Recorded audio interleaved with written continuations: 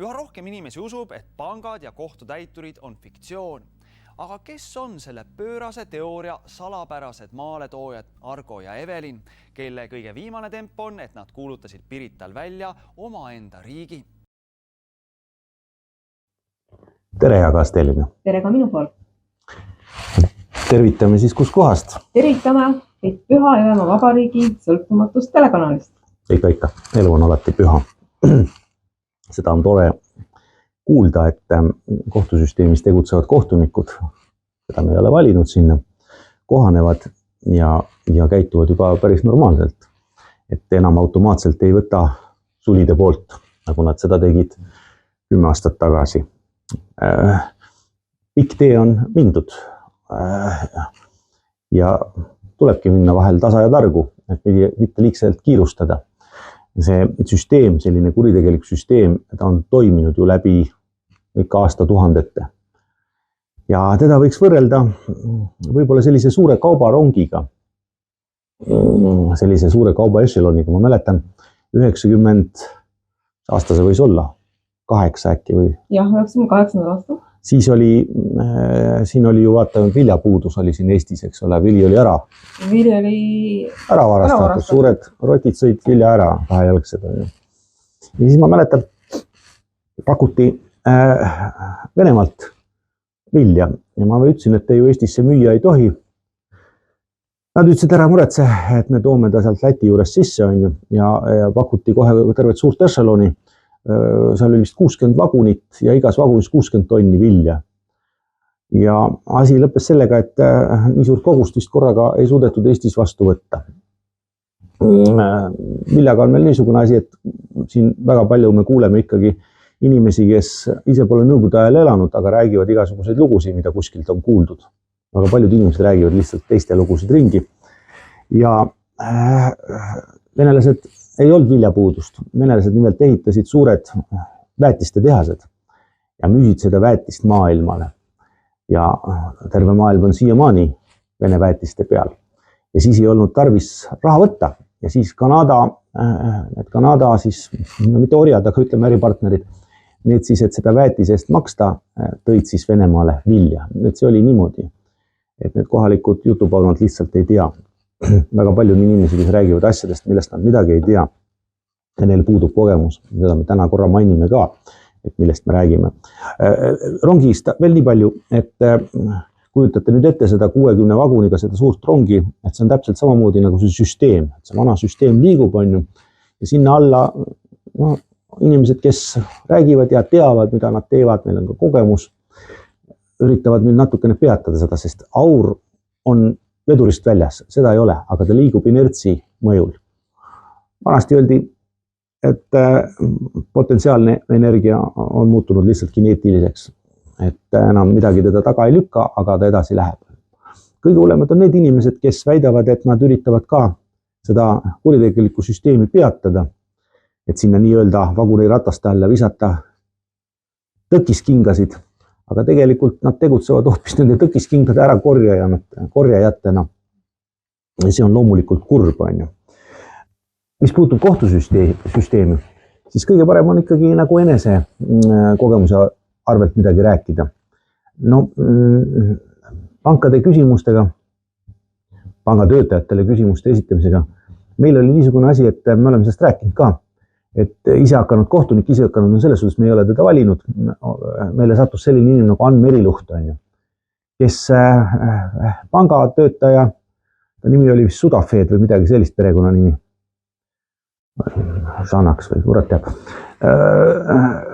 Ja pangatöötaja ütles selle peale, et pole tähtis, millisest allikast krediit tuleb. Tähtis on see, et see on kättesaadavaks tehtud ja sellest piisab. Ja võt siis seesama Ann Meriluht on ju kohtunikuna ütles, et ta nõustub sellega, ta võttis kohe automaatselt panga poole. See tähendab seda, et ta takistas õiguse mõistmist. Kohtuniku poolt on see väga suur kuritegu ja tõsi küll, see süsteem hoidis selle ajal omavahel kokku. Nüüd vist on muutus, sest oma särk on nendel inimestel ka ihule kõige lähemal. Aga selle ajal nad hoidsid kokku ja naeravad näkku on ju, et mis see sinu asi on, kus see raha tuli on ju. Pärast 2013. aastat kõik otsused, mis Ann Meriluht on teinud, on kehtetud, nii et vaadake oma kohtupabereid. Kui ta olete tema protsessis osalenud, olete kaotanud, siis see on kehtetu. Pärast seda meie maja hind 10 aastat tagasi oli hindamisakti järgi 300 000 eurot. Umbes 300 000, see 10 aastat tagasi. Ja siis me maksime selle nii-öelda hirmu ja survearvaselt siiski otse Soome ära. Aga vaatamata sellele, et makse oli tehtud, jätkati siin protsessidega ja siis müüdi see maja, nagu ma ütlen, ühele meditsiinikooli õpilasele, selge rahapesu juhtub, müüdi sellele õpilasele maha umbes 130 000 euroga. Ja miskipärast nüüd see sama pangatöötaja sealt samast Nordea pangast, see veel viis asja kohtusse ja tahtis veel meie käest mingit raha saada. Nii et sinule pandi siis, sul on siiamaani üle 10 aasta möödas ja on ikka nõue selle konto peal, pangakonto peal, et 23 000 tahetakse saada. Mille eest, mille alusel? Selle taga tehtud otsus on ju, mida me kunagi näinud ei ole ja kahetsevalt me ei tea ka selle kohtuniku nime on ju.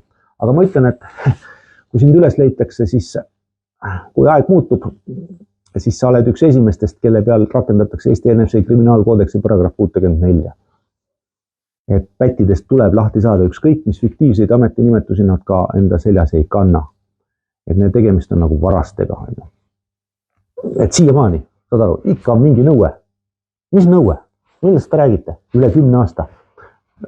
Näiteks tapmine aegub 10 aastaga. Aga mingi alusetu nõue. Odavalt müüdud maja eest on ju see aeg on ju.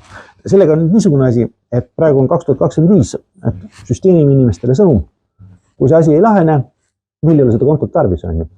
Ja me võime teile veel maksta, nagu me oleme öelnud, meil on ainult 100 miljonilised makseinstrumendid. Aga see asi peab lahenema ja kui see ei lahene, siis tulevad tõsised probleemid. Te teate, et me suudame neid probleeme teile tekitada. Ja see ei ole niisama jutt. Sel ajal oligi niimoodi, vanasti oli niimoodi, et kui on vaidlus, normaalses maailmas ongi niimoodi, et kui on kohtuvaidlus mingi asja üle, siis protsess peatub, et keegi kahju ei saaks, on kõik igasugused ja vaieldaksegi ja vaieldakse ja kellel, kus see raha tuli, tehakse selgeks ja peatatakse kõik tehingud, on ju. Siin oli, sel ajal tehti selline muutus, et vahet pole, müüge vara maha ja küll ta pärast las vaidlevad sealt kuuse alt või kuskilt. Ja minu seda operatsiooni juhtis tollane siseminister, vabandust, justiitsminister, mis ta nimi oli, Atomit või mingi elektron või mingi siuke asi ta oli. Temaga on ka niisugune asi, et kõik vastutavad isiklikult. Ja kui meie asi ei lahene, siis ta kogeb meie saatust. Et ka tema jääb kodust ilma, isegi kui sa selle kellegi teise nimele kirjutad. Fucking molekul, korrekt. Nii. Aga tulemas on kohalike omavalitsuste valimised ja seoses sellega on ka pretensioon kohalikele omavalitsustele, kes seadustavad tagantjärgi asju, jah, seadustavad täpselt nii. Ja see, et võeti see Keskerakond võetigi maha, see oli õige, et nad minema löödi. Sest kuidas on võimalik, et meie Pirita linnasosa asub maja, mis on teises jurisdiktsioonis, vähemalt ÜRO, aga siin vist ÜRO ei ole mingi tähtsus, ei ole mingi näitaja, tegemist on postkontoriga, on ju. Ja maja tehti 10 aastat nooremaks. Dokumentide järgi on nagu oleks maja ehitatud 2015. aastal, kuigi maja oli juba 10 aastat siis praktiliselt olemas püsti. Ja siin ongi, on selles süsteemi on sisse viidud üksikelamu mõõdistamine ja projekteerija arhitekt Ants Salum, ASAD Partners OÜ on ju ja kuskil Orissaare 2014.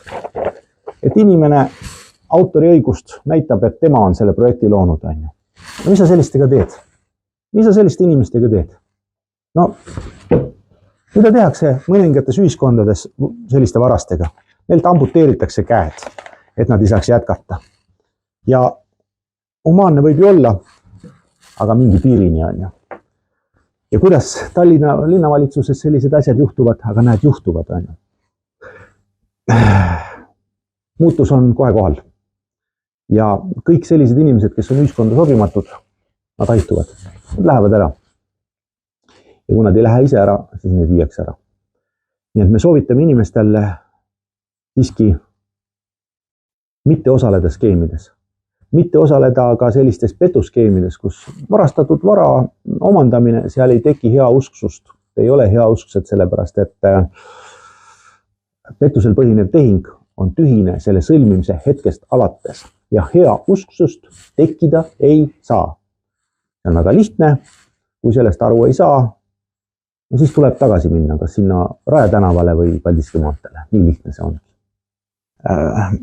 Enne kui me edasi lähme, me peame ühe asja selgeks rääkima, et kahetsevalt me peame jälle natukene pühendama inimestel, kes küsivad meie käest, et jällegi pidi olema, siin jutt on jällegi ühest lellepagarist, saiaküpsetajast, kes siis räägib meie kohta lugusid, et nüüd tema promob siis mingit inimest, kes on jälle meie õpetaja olnud, on ju. Ja tema jutu järgi. Tema jutu järgi, jah. Ja no tõenäoliselt siis selle enda jutu järgi, selle inimese enda jutu järgi ka, on ju. Ja siis osad inimesed küsivad, mitmed inimesed on küsinud, on ju, kes seal kohapeal on käinud, on ju, kuulamas seda. No, see asi tuleb ka selgeks rääkida, et Piruka müüja vist alguses promos sellepärast meid, aga ta lootis kogu selle loengupidamise honorari nagu endale saada. No, tegemist on selgelt võib-olla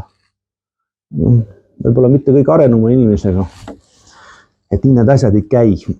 Aga see selleks on ju. Ja siis mitmed inimesed, kes seal on käinud, on meiega ühendust võtnud ja küsivad, et kes see loengupidaja on, et kas see on Arnold Oksmaa. No me ei tea, kes see Arnold on või kellest te räägite, on ju.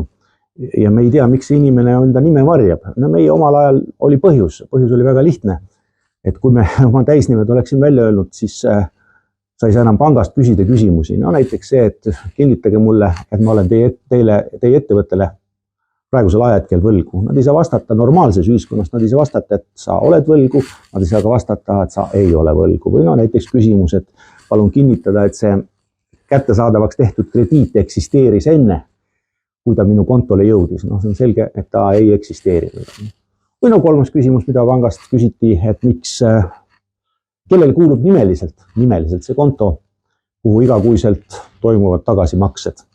Siiamaani meil on pangadokumente teiste inimeste küsimustega, kus pangatöötaja kinnitab, et konto kuulub pangale. Pangale ei saa midagi kuuluda. Konto taga peab alati olema inimene ja see on selgelt pettus.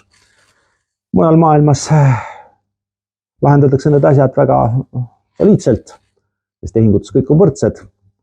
Aga see ei olnud tänane teema. Tänane teema oli ikkagi see, et kas miks loengupidaja siis oma nime välja ei ütle. No ega see ei ole saladus, on ju. Loengupidaja nimi on Aavo Kangro. Et me oleme teda maininud, aga ta oma hoogu maha ei võta ja jätkab inimeste sõna otseses mõttes lollitamist. On ju. Kui räägitakse sellist juttu, et rebige passist, reisidokumendist, eks ole, passist lehed välja, kirjutage sinna number peale ja siis teile antakse selle eest pangas raha. On ju. Noh, dokumenti ei kuulu ju sellele inimesele, eks ole, täpselt samamoodi nagu me eelmine kord rääkisime, et need automaksed, auto kuulub ju selle aktsiaselts Eesti Vabariigile, eks ole, sa oled ju sinna registreerinud ta. Ja nüüd nad ütlevad lihtsalt, mida sa tegema pead, et vaat korda aastas või üle 2 aastas pead käima teda ette näitamas ja sul peab olema seal, ma ei tea, mis on see apteek kaasas ja nemad ütlevad, mida sa teed, see on nende vara. Loomulikult ei ole inimesed siiamaani aru saanud, et tegemist on sundlõpetatud ettevõttega, mille nimel mingeid nõudmisi enam esitada ei tohi. Aga see on teine teema. On ju. Nüüd ikkagi veel kord sellest kuulsast loengupidajast, oota, mis ta nüüd ütles, nüüd oli uus selline tassoo, et tema, nüüd on siis uus väide tulnud välja sinna toitukeste, mitte toituraamat või kuidas seda kutsutakse, ei näoraamat, näoraamat, jah, vasepukk on ju. Et siis tema on andnud meile dokumendid, et muidu meil ei olekski midagi rääkida. See on vale, sest me oleme tema käest saanud ainult vist 3 dokumenti, 3 või 4 dokumenti on ju. Üks dokument oli seotud nimetatud inimesega, ikkagi isikuga on ju, oli seotud sellega, et tema kohtles kedagi, kehaline väärkohtlemine, eks ole, ta kedagi kohtles kehaliselt vääralt, vanasti öeldi, lihtsalt andis siis kolki.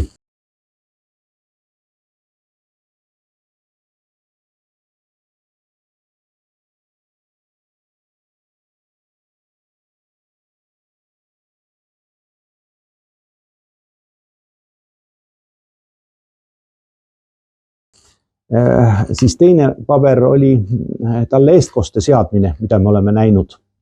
Ja kolmas oli siis Tartu Ülikooli kliinikumi psühhiaatrikliiniku esindaja taotlus tahtest olenematu sundravi kohaldamiseks kodanik Aavo Kangro suhtes. Пантелей из буфетной, милиционера, протокол, машину, психиатрическую. Свести. Разрешите, гады! Несите его к воротам! За ноги его держи. Членский билет на Солиту при нем. Так он же голый. Сказали рибаны! Ну погоди у меня! Осторожней! Заноси! Сюда! Сюда! Давай ко мне, я возил в психиатрическую.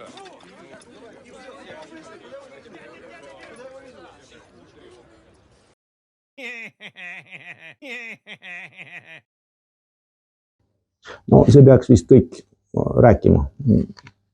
Kuna ta ise need paberid on andnud, siis ja väidab, et tema on andnud, no see on õige, jah, need paberid ta on andnud. Aga mis puutub muudesse paberitesse, siis seda ta andnud ei ole. Ja kus ta siis oli? Meie oleme ju avalikkuses olnud aastast 2013. 2013, eks ole. Ja me imestame, et osad inimesed nagu ikka meid veel ei tea. Et kogu see liikumine, ka vaata, räägiti ju nendest, mis need kollased kaardid, esimese Eesti ajal kollased kaardid olid prostituutidel, aga siis nüüd olid vist need tavaõigus. Jah, tavaõiguse inimesed on ju, seal vist juhatas ka seda vägesid sel ajal keegi Inglismaal elav sanitar. See on väga vajalik amet. Ma üldse ei ütle selle kohta mitte midagi, vajalik amet on ju, aga sanitar lihtsalt ei saa neid asju teada on ju. Nii et ka see ja sanitar tunnistas ju kellegile, et ta vaatas meie saadet on ju, see mõtleme taas ja sealt sai inspiratsiooni, et neid asju uurima hakata. Et tore, kui me oleme suutnud inimesi motiveerida, eks ole, midagi uurima, midagi vaatama, midagi tegutsema. Aga uskuda nüüd, et keegi on meist parem, vaevalt. Me siiralt lausa meie õpetaja. Või lausa meie õpetaja, jah. Et kodanik Aavo on ju tema allikad on, me teame küll, et Venemaa mingi Igor ja siis mingi Graf Dracula ja siis tal on veel see Eesti Mies ja selline seltskond on. Nii et nii see asi lihtsalt on ju. Aga noh, eks need, kes kedagi, me ei saa kedagi ju otseselt keelata on ju, et kui keegi tahab kuulamas käia on ju, eks ta siis räägib teile, mis ta palatikaaslased talle on õpetanud. Nüüd, mis puutub selle Aavosse, kes seal sundhospitaliseeriti, siis välja sai ta tänu meile.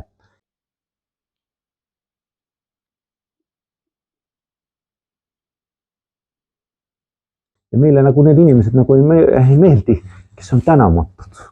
Et ta pidi seal istuma 40 päeva kangete rohtude peal, aga tänu meie eksistentsile, tänu meie olemusele sai ta sealt varem välja. Aga noh, eks ta oma süstid sai seal kätte ikka.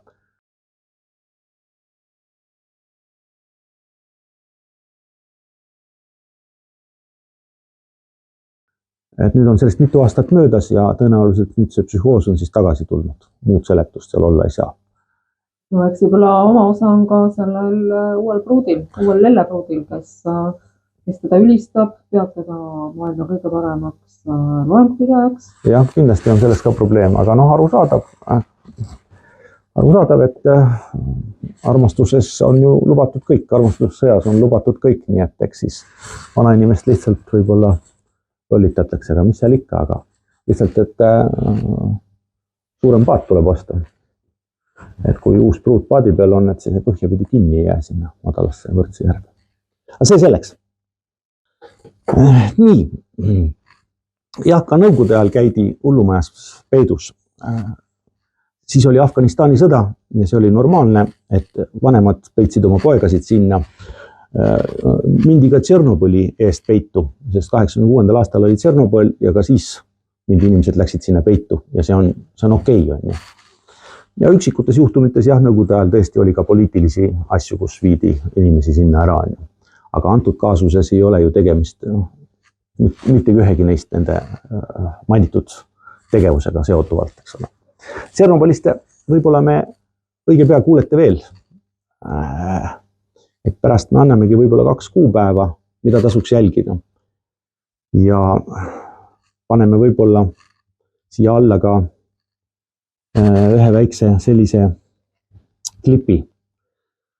Aga sellest me räägime võib-olla täpsemalt jah, näiteks oktoobris 2026 nende inimestega, kellega me kohtume. 2025, jah?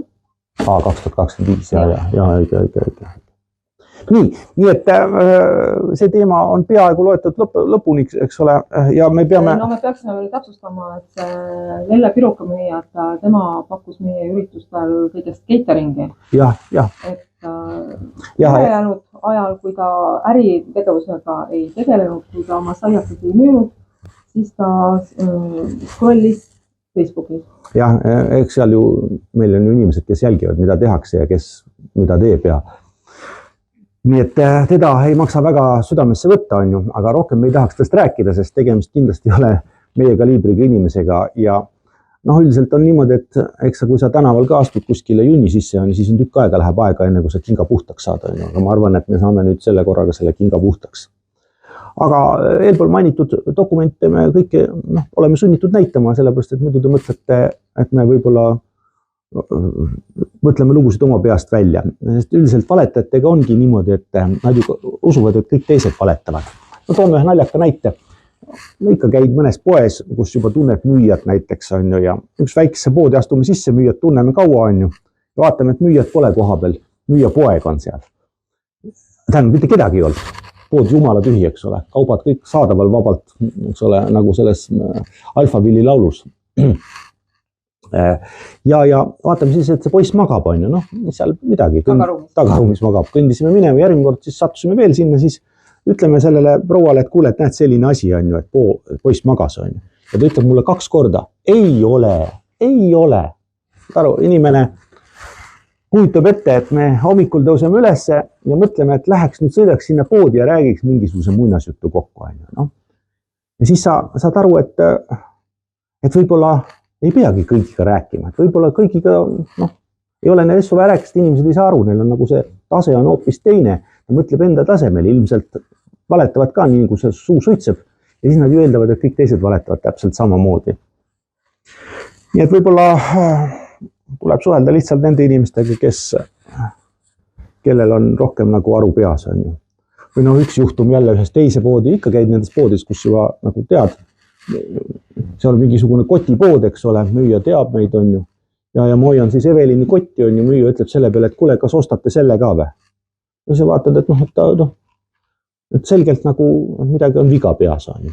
Aga see viga on teada, kuna tegemist on kenade daamidega, välimuselt üsna normaalsete kenade daamidega on ju.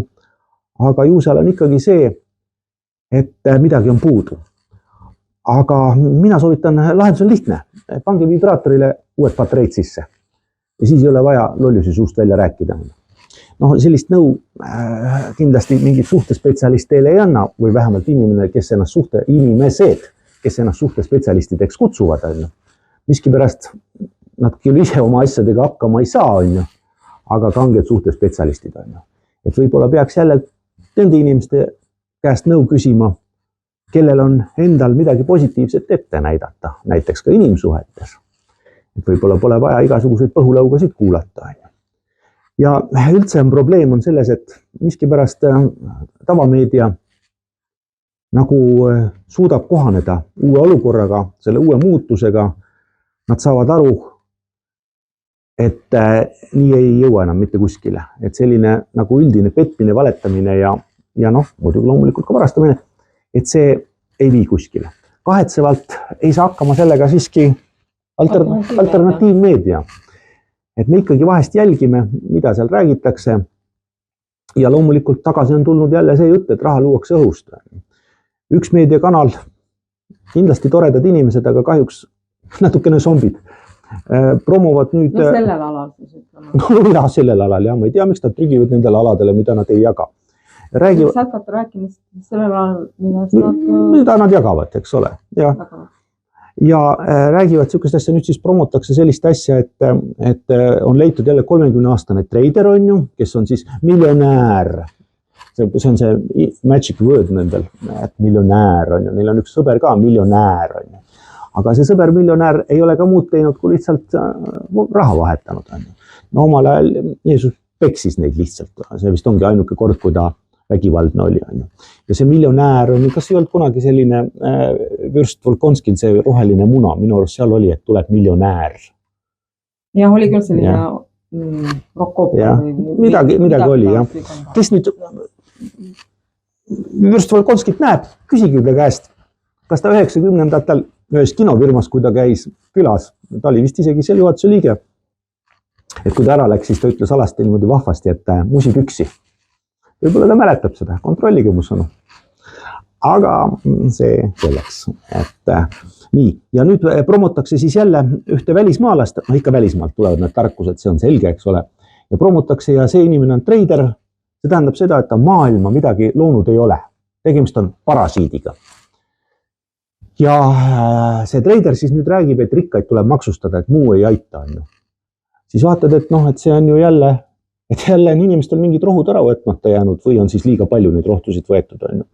Me oleme siin selgitanud, kuidas maailma kord toimub. Maailmas on nimelt niimoodi, et kui sa tahad kuuluda püramiidi tippu, siis sa loovutad kõik enda vara fondi. Me oleme soovitanud ka vaadata, üks nähtav fond on see givingpledge.org, ka seal on Elon Muskil, minu arust ka tema on seal liige, see tähendab, et tal mingit vara ei ole. Ja kui siin keegi otukene jälle lööb neid varasid kokku, ütleb, et keegi on nii rikas või naarikas mees, ei ole, tal ei ole mitte midagi. Küll, aga ta saab tasuda kõikide teenuste, kõikide kaupade eest oma autogrammiga. Ja, see käib niimoodi. Autogrammi ja kõik on. Ja kuna rikastel ei ole mitte midagi, siis kuidas neid saab maksustada? Et ühesõnaga, inimene 30-ndates eluaastates mingi treider on ju, kes maailmakorraldusest mitte midagi ei jaga ja jälle teda promotakse. Jälle aetakse inimeste päid sassi. Mis pärast? Miks te seda teete? Seal alternatiivkanalites on ju. Teine ju, keda promoti oli ju see Tati Andrev, eks ole, kes ju müüs inimesi, müüs naisi. Ahvatles prostitutsioonile neid on ju ja siis öeldi jälle, et ta on miljonäär. Et need, kes selliseid tüüpe promovad, need on tegelikult ka ise energeetiliselt samal tasemel. Ja siin on ju palju näiteid olnud, kus on ju, keegi rääkis, vaata, jälle jättis oma noore naise, eks ole, ja lapsega ja promos seda Tati Andrevit, ütles, võttis selle endale. Ei ole vaja võttis eeskujuks. Et kui kanalid on kanalid, mis promovad väärnähtusi, siis tegelikult neid kanaleid tarvis ei ole. Ja kord saab majja. Lõpetatakse lolluste rääkimine ära, kas lõpetavad inimesed ise lolluste rääkimise. Nad tuleb lihtsalt ära lõpetada, see ei ole normaalne. Aga mitte sellest me täna vist ei tahtnud väga rääkida. Nii. Ja, sellest me juba rääkisime, on ju. Nii, tega tagasi tulles veel korra sinna teema juurde, selle kodanik Aabo juurde, et tegemist on kodanikuga, sest avalikud andmebaasid näitavad, et ta on istunud liiklusrikkumiste või liikluskuritegude pärast ka reaalselt vangis. Ja seal on nii, et kui inimene istub vangis, siis ta ei tohi vastu võtta ühtegi hüve. Aga ta on need hüved vastu võtnud ilmselt oma teadmatusest, kuigi ta pidi väga teadja mees olema, et tema on kohe mitme ülikooli jagu on seda materjali seal, eks ole, mida AI neile ette kütab on ju. Ja nii et tegemist on siiski kodanikuga ja kodanikul ei ole mingit õigusi, vähemalt selle süsteemi poolt. Kuulsad mehed teadvustataksegi oma nimega. 90-ndate ajal käis siin mitteametlik Jeltsini esindaja ja selline mängufilm on nagu MMM, see on sellest püramiidskeemist. Seal oli väga rikas mees veoautoga oli tal vedasid ju mitme kamessi veoautoga lõpuks sealt kontorist neid rahasid rugasid minema, eks ole. Ja teda on jäädvustatud selle filmis, kus juures oma nimega. Ja teda kutsuti lühidalt Risoks. Ja temaga oli niisugune asi, et ta oli Afganistanis ohvitser. Ja siis ta rääkis, ütles, et vaatasin, et miks ta lonkab on ju, või puujalg, mitte puujalg, aga ütleme niimoodi, siis protees oli. Ja siis ta rääkis, et ta sai haavata Afganistanis ja arst küsis raha, nõukogude arst küsis tema käest raha.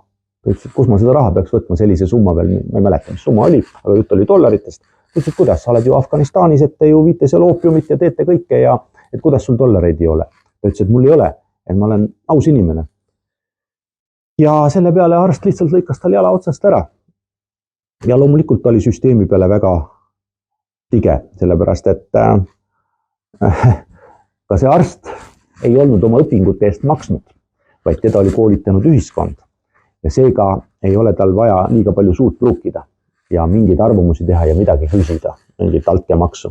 Ma ei tea, kuidas see asi lõppes, kui ma tegemist oli ohvitseriga, siis võib-olla ohvitseril on ju abivahend alati sellisteks asjadeks. Abivahendi tähis on AK-47.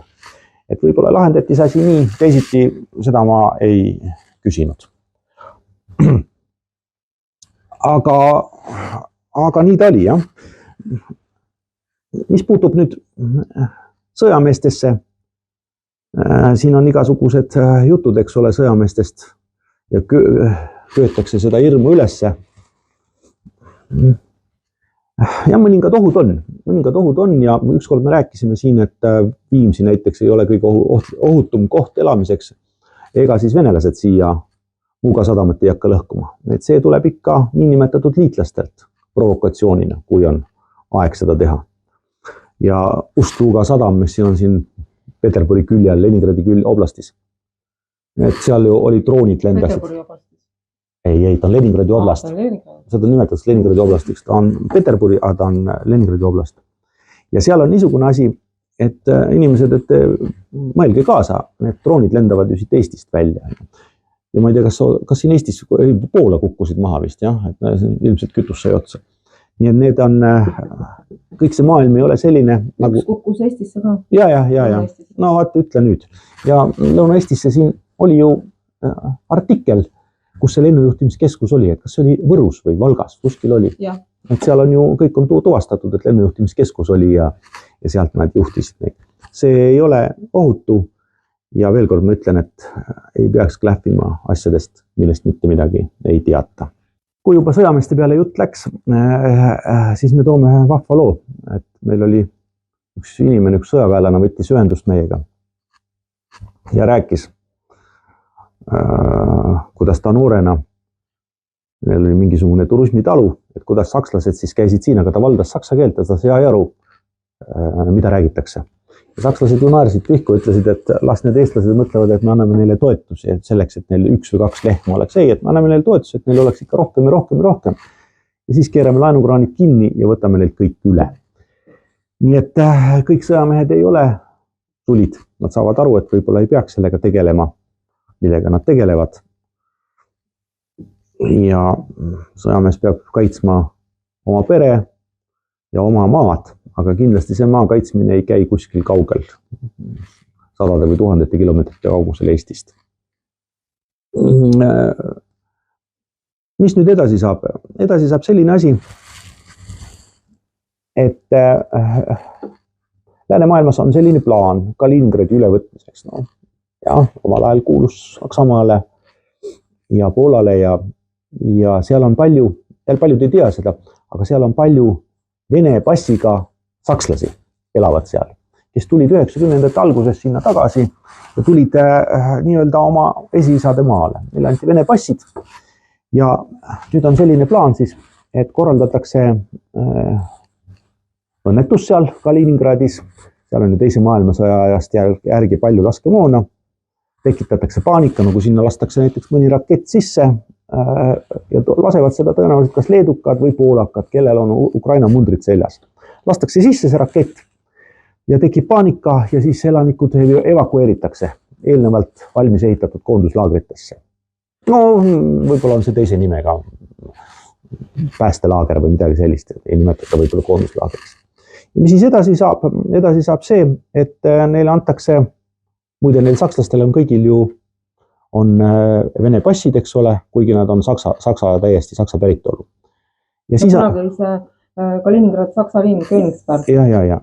Ja siis tehakse niimoodi, et antakse Euroopa Liidu mingid ajutised passid, no näiteks nagu meil siin on need alieni dokumendid. Ja nüüd tekitatakse olukord, et öeldakse, et kuna teil on nüüd Euroopa Liidu dokumendid, et siis nüüd, kui te tahate tagasi, siis teeme hääletuse, et äkki te tahate terve Kaliningradiga astuda Euroopa Liidu koosseisu. Et selline stsenaarium on välja tehtud. Tõsi küll, see on maha kopeeritud venelaste endi pealt, kes seda tegid Krimmis. Nii et ja mis siis edasi saab? Ja siis ongi niimoodi, et astutakse. Et kui selline asi juhtub, siis kui seal nii kui madinaks peaks minema, et jälgige sündmusi, siis loomulikult esimene asi lõigatakse Suwalki koridorist. Baltikum lõigatakse ära. Ja siin see jutt, kõik see artiklid 4 ja 5 ja asist, ärme ütle saksa keeles, ütleme nii, et this is bullshit. Ja miks ta bullshit on nimelt sellepärast, et see artikkel 4 ja 5 ja kõik, need on valesti kirjutatud, nad on lause ehituslikult valesti kokku pandud. Ja kuna nad on valesti kokku pandud, siis neid ei eksisteeri, et ei saa olla alusdokument, mis on vale, sellel ei saa midagi muud ka põhineda. Samal põhinevad ka pangalaenud ja pangalaenulepingud. No nii, ja kui selline asi juhtub, siis lõigatakse ära ja mitte keegi appi ei tule. Täiesti kindlalt. Ja see on ka Baltikum lõigatakse Euroopast.